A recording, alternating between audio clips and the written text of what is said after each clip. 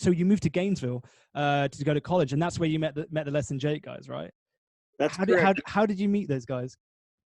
The story came up recently. So I was like living in the dorms and that kind of thing, and just like kind of like trying to fit in and being a college freshman like everybody else. And I met some girls actually, and I was just trying to chat them up and get to know them a little bit. And their roommate happened to be Chris, and they happened to say something to Chris along the lines of, "Hey, we met this guy, and he plays the guitar, and you should jam with him or something," something along those lines. And that's how I met Chris. And the first times that we hung out and played guitar together, and then and then as things progressed, then those guys basically were like, "Well, we're not really feeling our bass player, so if you get a bass, you can be the bass player."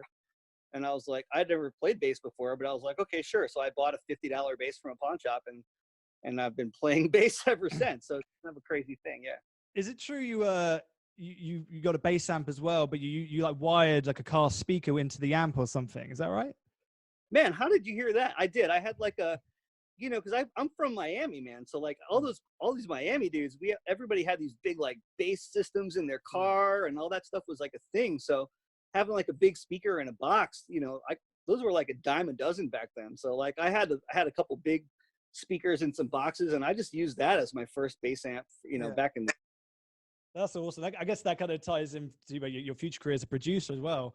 Kind of just being handy around the studio. Kind of, when I studied, production at music school, I knew nothing about electronics. Next thing, I'm like soldering stuff together, and it's kind of quite a big part of it to be really handy.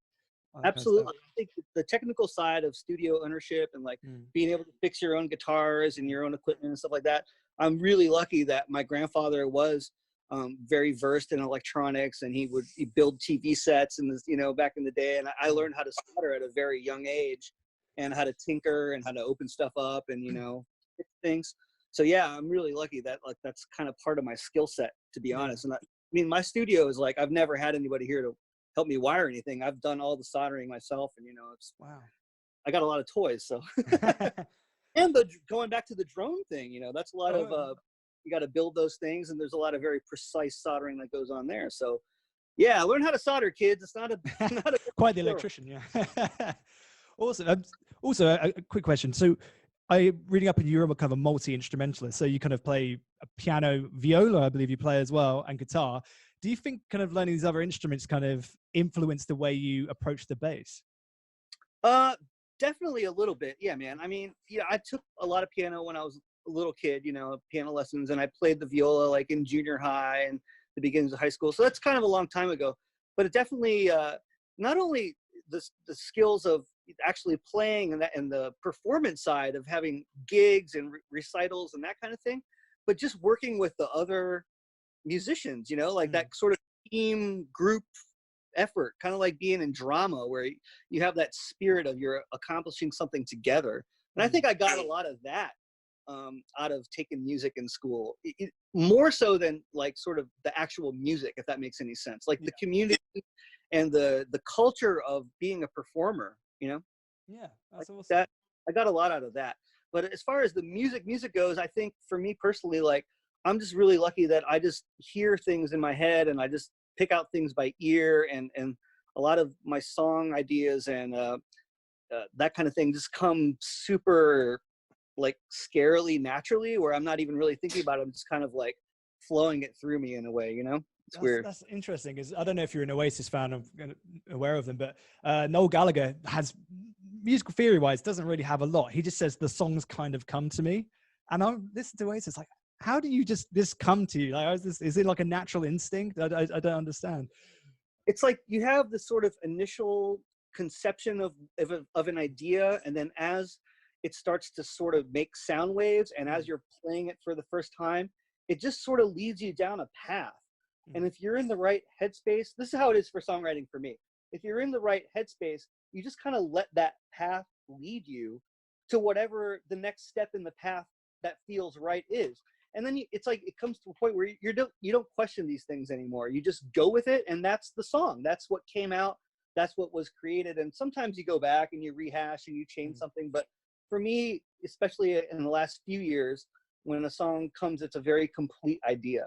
And you have to have the time and the patience to like sit there for the hours and follow that path and see, you know, where it's going to lead you. But I am kind of like that, like the way that you described, where the songs sort of fall out of the sky and I'm just sort of like bringing them into the air, you know, making them heard, but they're not really mine. They're like, I'm channeling something. I don't know. I do kind of feel sometimes. I do feel that way sometimes. That's awesome.